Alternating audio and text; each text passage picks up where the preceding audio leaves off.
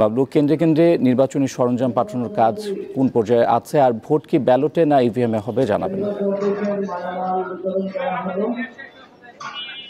ইফতেখার, আপনি যেমনটি বলেছিলেন, আমি এই মুহূর্তে রয়েছি রংপুর সদর উপজেলা, যে এই সদর উপজেলার কার্যালয়ের সামনে। আপনাকে জানিয়ে রাখি, ষষ্ঠ উপজেলা পরিষদ নির্বাচনের তৃতীয় ধাপে রংপুর দুটি উপজেলায় আগামীকাল ভোট গ্রহণ অনুষ্ঠিত হবে। ইতিমধ্যে কিন্তু কেন্দ্রে কেন্দ্রে সরঞ্জাম পাঠানো শুরু হয়ে গেছে এবং সরঞ্জাম যাচ্ছে। আপনাকে জানিয়ে রাখি, এই ষষ্ঠ উপজেলা পরিষদ নির্বাচনে রংপুর দুটি উপজেলার মধ্যে গঙ্গাছড়া উপজেলা এবং রংপুর সদর উপজেলা কিন্তু আগামীকাল ভোট গ্রহণ হবে। রংপুর সদর উপজেলায় মোট 61টি ভোট কেন্দ্র রয়েছে এবং রংপুর যে গঙ্গাছড়া উপজেলা, সেই গঙ্গাছড়ায় 101টি ভোট কেন্দ্র রয়েছে এবং গঙ্গাছড়া উপজেলায় ভোটার সংখ্যা রয়েছে 2,39,000 এবং সদর উপজেলায় ভোটার সংখ্যা রয়েছে 1,37,000। এছাড়া আপনাকে জানিয়ে যে ভোট কেন্দ্রে আসলে পর্যাপ্ত নিরাপত্তা নিশ্চিতের জন্য আনসার, বিডিপি সহ বিভিন্ন রক্ষাকারী বাহিনী নিয়োজিত রয়েছেন। তারা সার্বক্ষণিক তদারক করবেন এবং সুষ্ঠু ভোট এবং অবাধ নিরপেক্ষ ভোট নিশ্চিত করতে তারা আসলে মাঠে কাজ করবেন। আপনাকে জানিয়ে রাখি,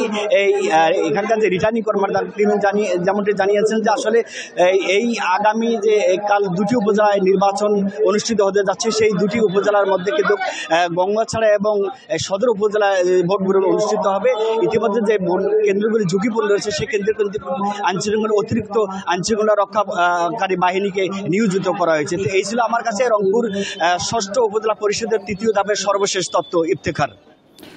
দর্শক, এতক্ষণ রংপুর থেকে যুক্ত ছিলেন সহকর্মী বাবলুর রহমান বাড়ি।